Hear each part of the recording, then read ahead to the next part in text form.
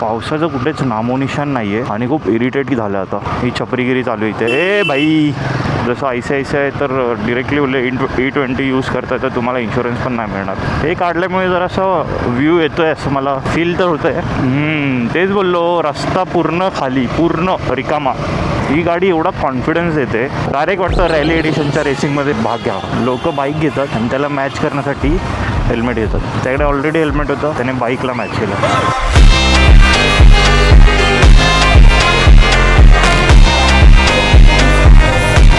स्वागत आहे मित्रांनो पुन्हा एका नवीन व्हिडिओमध्ये. आज इथूनच चालू केलं मी, भेटू डिरेक्टली बाईकवर.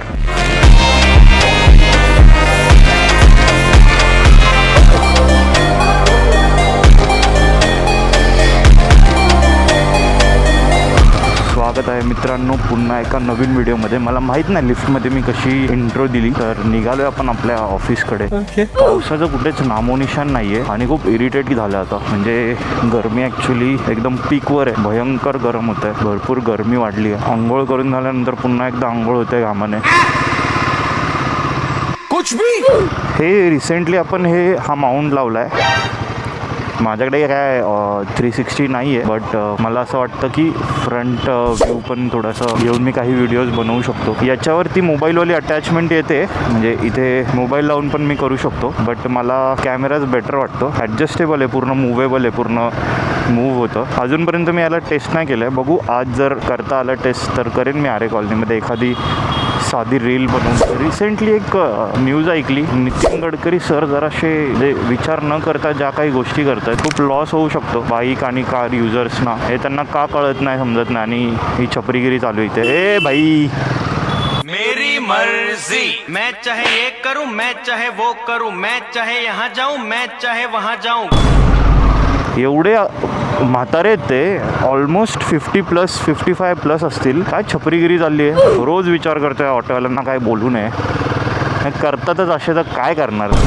मग खूप लोक ऑफेंड पण होतात की ऑटोवाल्यांना कसं बोलतोय, जाऊ द्या. तर रिसेंटली जी न्यूज ऐकली की नितीन गडकरी सरांनी काहीतरी E100च्या फाईलवर काही साईन केली वगैरे असं काहीतरी त्यांनी, म्हणजे अशी कुठेतरी न्यूज आली.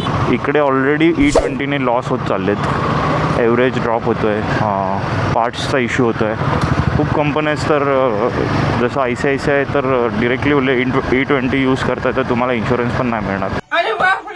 आणि अशा कंडिशनमध्ये इकडे भाई लोक फ्यूल ब्लेंडवर ब्लेंड करत चाललेत. आता मागे मी एक ऐकलेलं की E30 पण थोड्या दिवसांनी, महिन्यांनी काय किंवा वर्षभराने वगैरे E30सुद्धा ते लोक कंपल्सरी करण्याचा प्लॅन करत आहेत. प्रॉब्लेम नाही काय, म्हणजे तुम्ही करा जे करायचं आहे, पण ती गाडी कम्पॅटेबल आहे की नाही ते बघा. बरं कम्पॅटेबल नाही आहे तर त्याच्यात काहीतरी सोल्युशन काढा की असे काही म्हणजे टाकीपासून जे फ्यूलचे जे पंप्स असतील किंवा वॉटेवर जे काय, मला तेवढी नाही माहिती ती इंजिनिअरिंग, जे काय आहे त्याच्यात मायनर चेंजेस होऊन काय होऊ शकतं तर ते पण करू शकतात. फक्त फ्यूल चेंज करून फायदा नाही ना, काय लॉसच लॉस आहे. म्हणजे मी जस्ट विचार करत बसलेलो की जेव्हा पेट्रोल लास्ट एप्रिल 2025 जे झालं, एप्रिल 2025च्या आधी नॉर्मल पेट्रोल यूज होत होतं, ज्याच्यामध्ये आज फायनली या रस्त्यावर आपल्याला ट्रॅफिक भेटली. वेट, मी कंटिन्यू करतो माझा टॉपिक, जरा इथून निघूया फटाफट. तर आपण बोलत होतो की E30 फ्युएल पण कंपल्सरी करण्याचा यांचा काय प्लॅन चालला आहे. प्रॉब्लेम नाही आहे, तुम्ही करा जे करायचं आहे, पण तुम्ही त्याला एक सोल्युशन पण द्या सगळ्या गाड्यांसाठी. कंपनीजला सांगा की भाई तुम्ही जे काय आहे फ्यूल रिलेटेड गोष्टी आहेत ज्या आम्ही E30 करतो आहे वगैरे, तर युजर्सना हे कंपल्सरी करायला सांगा, सो दॅट त्यांचा गाडीचा परफॉर्मन्समध्ये फरक तर पडणार आहे, कारण ते शेवटी वॉटर बेस्ड असतं इथेनॉल, सो फरक तर पडतो, पण इम्पॅक्ट थोडासा म्हणजे कमी होईल.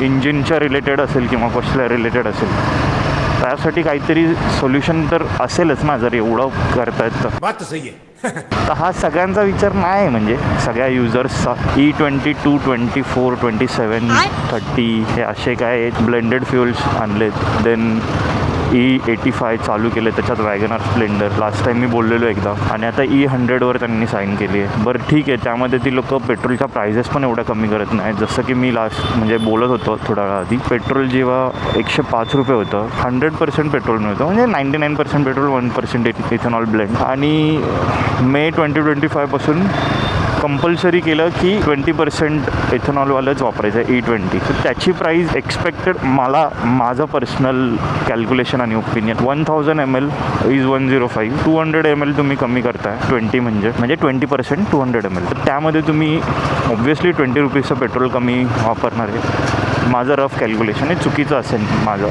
मला नाही माहिती. मला एवढा त्या टेक्निकल गोष्टींमध्ये म्हणजे माहीत नाही, बट मी एक ॲज अ कॉमन मॅन मी माझे कॅल्क्युलेशन सांगतो. हे काढल्यामुळे जरासा व्ह्यू येतो आहे असं मला फील तर होतं आहे, कारण हा खूप ना व्ह्यू माझा ब्लॉक करत होता जे माझं तिथे मोबाईल होल्डर होतं. आता जरा ओके, मोबाईल होल्डर असं इथे पण नाही लावू शकत की, कारण कसं हे डोळ्यासमोर असेल तर जरा भारी वाटतं. ते खाली असेल तर कसं खाली कोण बघणार ते सतत. समटाईम्स हे ना वातावरण एकदम बोर करतं, असं डिप्रेशनवाली फिलिंग देतं, एकदमच डिप्रेशन. ठीक आहे, चिल वाटतं की बाबा ऊन नाही लागत आहे, पण हवा पण तर नसते आणि मग बोरिंग वाटायला लागतं एका पॉईंट नंतर. तेच बोललो, रस्ता पूर्ण खाली, पूर्ण रिकामा. फॉग लॅम्प मी अजून काढलेले नाहीत, मला जाम टेन्शन यायला लागलं आहे. रूल येऊन झालेत 15-20 दिवस, टेन्शन वाढत चाललं आहे बाई. काढू पण तर शकत नाही, काहीच यूज नाही हेडलाईटचा. हे डबल खर्च आहे ॲक्च्युली. मी मेन हेडलाईटच चेंज करायला पाहिजे होती. मस्त मस्त हेडलाईट्स होत्या ज्यांचा थ्रो डेंजर होता एकदम, एक डोळा बंद यायचा. अशी जर सिच्युएशन येते ना, एक हेडलाईट नाही तर एक टेल लाईट बंद असेल आणि ती पण जिकडून गाड्या येतात त्या साईडची, तर जरा डेंजर काम होऊन जातं. टेल लाईटचं त्याला तोतलेगिरी. टेल लाईटचं तर समजून घेऊ शकतो, हेडलाईटचं नाही समजून घेऊ शकत. माझ्यासोबत एकदा झालेलं आहे सीन की ह्या साईडची फक्त चालू होती लाईट, हेडलाईट, आणि फुल ऑन स्पीडमध्ये सिंगल लेन हायवे. समोरून मला तर असं वाटलं की बाईक चालते, कारण ते ह्या कॉर्नरला असतं ना. जेव्हा मी जवळ आलो, हे मी एक्सप्लेन नाही करू शकत, अशी हालत झालेली. कंट्रोलिंग स्किल्स आपण एका पॉईंटपर्यंतच हे करू शकतो. ही गाडी एवढा कॉन्फिडन्स देते, डायरेक्ट वाटतं रॅली एडिशनच्या रेसिंगमध्ये भाग घ्यावा. ठीक आहे, ज़्यादा ही नाही बोलणे आहे आपने को. पुढे एक BMW वाला चालला आहे, त्याच्याशी लास्ट टाईम मी बोललेलो, तर त्याचा बाईकचा रॅप मस्त आहे. म्हणजे त्याचा हेल्मेटचा जो कलर आहे त्याच कलरचा याच्या बाईकचा रॅप आहे. तर मी त्याला विचारलं एकदा, बाईक मस्त रॅप केली, बोलतो हेल्मेटचा कलर मॅच करायचा होता. मी कन्फ्यूज झालो बाई. हेल्मेटवरून बाईक रॅप करणं जरा असं ऐकायलाच वेगळं वाटलं. लोक बाईक घेतात आणि त्याला मॅच करण्यासाठी हेल्मेट घेतात. त्याकडे ऑलरेडी हेल्मेट होतं, त्याने बाईकला मॅच केलं. हाय रे, हे सारखं व्हायला लागलं आहे माझ्यासोबत. क्लचची सेटिंगच्या नावाने मीच स्वतः घाणेरडी गाडी चालवायला लागली. गाडी बंद कशी पडू शकते माझ्याकडून.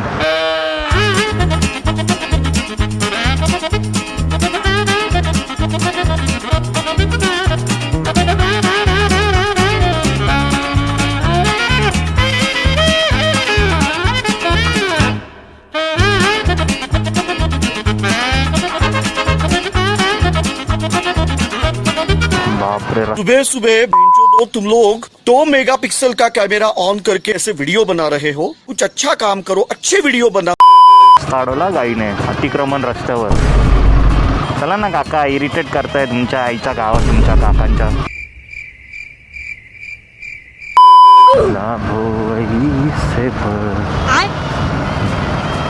चलो, आज तो इन्फिनिटीचा द्वार आणि पोचलो आपण आपल्या ऑफिसजवळ. आजचा एकदम मस्त ब्लॉग झाला, शॉर्टेड, शॉर्ट, सिम्पल, मस्त, टंटन तारावाला. भेटूया पुन्हा एखाद्या नवीन व्हिडिओमध्ये. तोपर्यंत ह्या व्हिडिओला थोडंसं प्रेम द्या, लाईक, शेअर, सबस्क्राईब सगळं करा. आईच्या गावात जाऊ द्या. भेटू पुन्हा एखादा नवीन व्हिडिओमध्ये. तोपर्यंत टेक केअर, बाय.